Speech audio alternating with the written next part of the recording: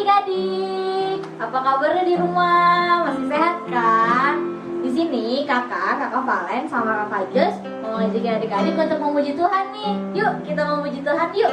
Kita nyanyiin pujian ini ya.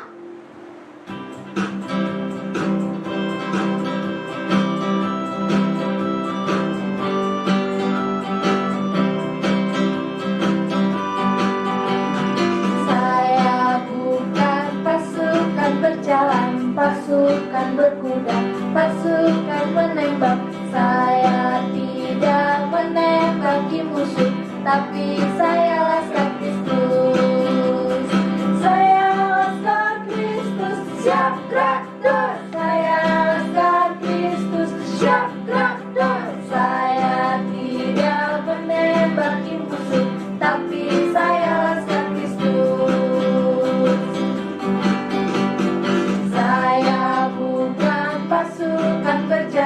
Pasukan berkuda, pasukan menembak. Saya tidak menembaki musuh, tapi saya laskar Kristus. Saya laskar Kristus, siap gerak. Saya laskar Kristus, siap gerak. Saya tidak menembaki musuh, tapi saya laskar Kristus.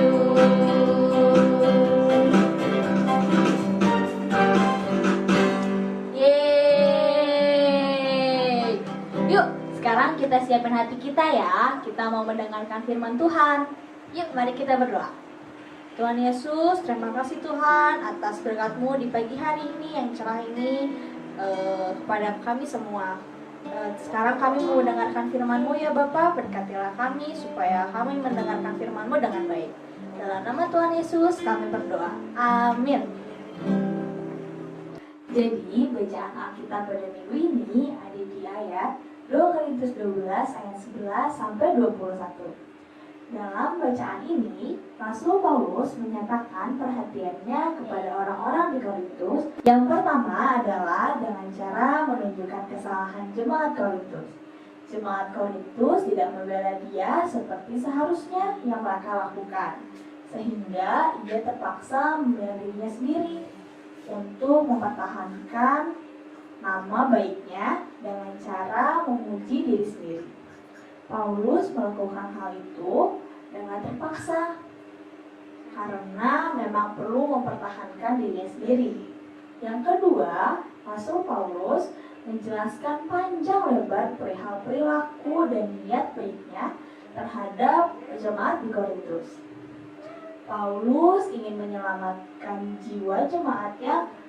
Paulus rela berkorban bagi mereka dan mengorbankan waktu, tenaga untuk kepentingan bersama dan juga demi bisa melayani jemaat di Korintus.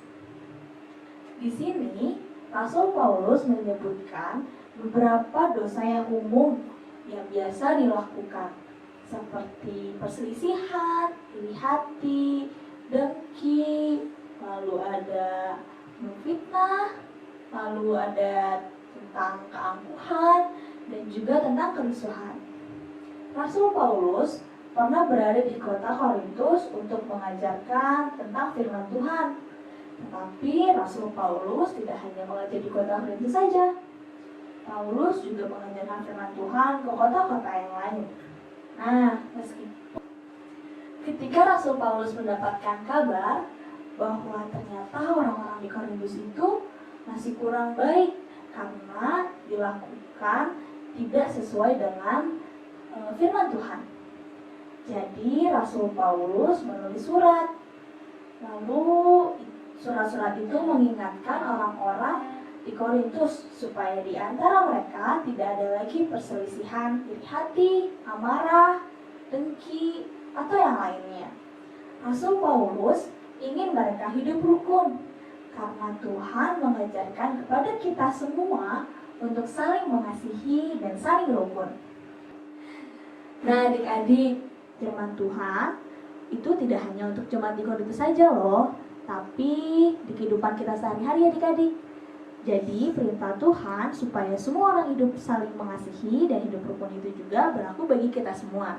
Contohnya nih, misalkan adik-adik di rumah punya kakak atau punya teman, atau sama mama sama papa.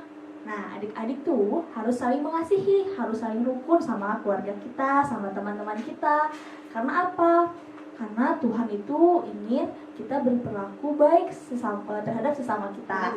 Jadi, adik-adik, ingat ya, kalau misalkan ada pertengkaran atau ada iri dengki, adik-adik tetap harus sabar untuk menghadapinya.